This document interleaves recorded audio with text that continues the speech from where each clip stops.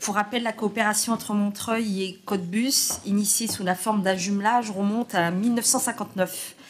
Elle est porteuse d'une symbolique historique forte, car elle a été engagée quelques années avant la signature du traité de l'Élysée en 1963, qui a marqué la réconciliation franco-allemande.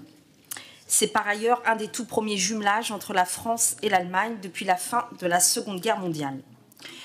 Ce soir, au travers de cette délibération, il vous est proposé de voter en faveur d'un nouveau protocole de coopération entre la ville allemande Cottbus et la ville de Montreuil, dont les axes retenus ont été discutés entre jeunes cottbusiens et montreuillois et élus des deux villes lors de notre déplacement en janvier 2023. Lors de ce déplacement, les jeunes et les élus ont réaffirmé la volonté de poursuivre leur coopération et de renouveler les liens d'amitié entre les deux villes et d'initier un échange entre jeunes sur le thème de la culture de la paix.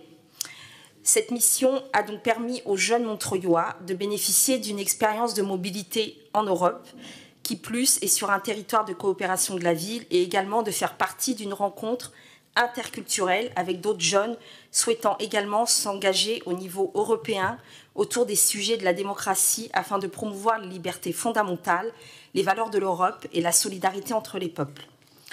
Par ailleurs, dans le cadre de notre partenariat, nous allons recevoir très prochainement le nouveau maire de Cottbus, accompagné d'un groupe d'adultes allemands pour la commémoration du 11 novembre prochain. Il sera aussi question de signer ensemble ce nouveau protocole de coopération. De nombreux échanges et rencontres ont été organisés ces dernières années dans les secteurs de la jeunesse et la culture entre les deux villes, guidés par l'objectif de favoriser la réussite éducative des jeunes à Montreuil, mais aussi leur engagement citoyen en les accompagnant dans un parcours d'ouverture et de compréhension du monde par l'apprentissage de la citoyenneté à une échelle locale, européenne et internationale. Rappelons que le choix de la ville de Cottbus n'est pas anodin. André Grégoire fut emprisonné en Allemagne pendant la Seconde Guerre mondiale. En choisissant Cottbus, il voulait ainsi créer une relation d'amitié avec les habitants de la région qui l'avaient aidé durant sa captivité. L'origine de cette coopération est nécessaire à rappeler. Elle montre la volonté de deux peuples de maintenir la paix et l'amitié entre eux malgré les années d'horreur qu'ils venaient de vivre. Dès les premières années de la coopération, la municipalité de Montreuil a choisi de permettre annuellement à des jeunes montreuillois de se rendre à Cottbus. Cette année, dans le même esprit, avec ma collègue Halima Menouj, nous avons décidé de prolonger cette tradition et d'envoyer une dizaine de jeunes de Montreuil, issus du collectif des mots aux mots de la République, de se rendre à Cottbus, où ils ont partagé des temps de cohésion et de discussion avec un groupe de jeunes cottbusiens. Ensemble, ils ont travaillé à des propositions d'action communes aux deux villes pouvant intégrer le protocole de coopération, que ce soit autour du vivre ensemble, de l'Europe, de la paix ou encore de l'environnement.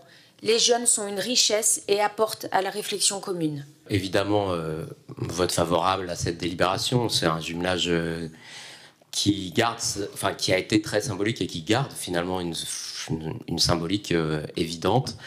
J'avais juste, je saisissais l'occasion pour éventuellement demander s'il était éventuellement envisagé d'élargir à terme les collectivités, le nombre de jumelages et de peut-être créer de nouveaux jumelages qui auraient un sens symbolique d'aujourd'hui, par exemple. Pourquoi ne pas, au risque de, sans vouloir choquer l'adjoint aux finances, mais peut-être par exemple une ville ukrainienne, ça aurait du sens aujourd'hui. Pourquoi ne pas aussi envisager ou réfléchir à un jumelage avec une ville d'Europe ou d'ailleurs hors Europe qui aujourd'hui est dans une démarche d'un combat environnemental, par exemple parce qu'elle se bat contre la hausse du niveau de la mer et le retrait du trait de côte, ou qu'elle se bat pour sauver par exemple des espaces naturels, de forêts. Voilà, c'était l'idée que, mais peut-être d'ailleurs une réflexion est en cours, je ne sais pas, donc c'est une question vraiment sans a priori. En effet, on y réfléchit, on y a plutôt réfléchi avec notre partenaire allemand, le maire socialiste actuel, d'un jumelage ou en tous les cas d'échange avec une troisième ville européenne, mais plutôt sur des enjeux de montée d'extrême droite, notamment en Pologne, puisque Cottbus est à la frontière, c'est en Allemagne de l'Est et c'est à la frontière polonaise, et que les jeunes ont posé des craintes sur cette montée d'extrême droite. Qui est contre? Qui s'abstient? Il est adopté à l'unanimité. Je vous remercie. On passe à la délibération numéro 17. C'est l'attribution de subventions aux associations lauréates de l'appel à initiative pour une ville durable. Et la parole est à Mireille Alphonse.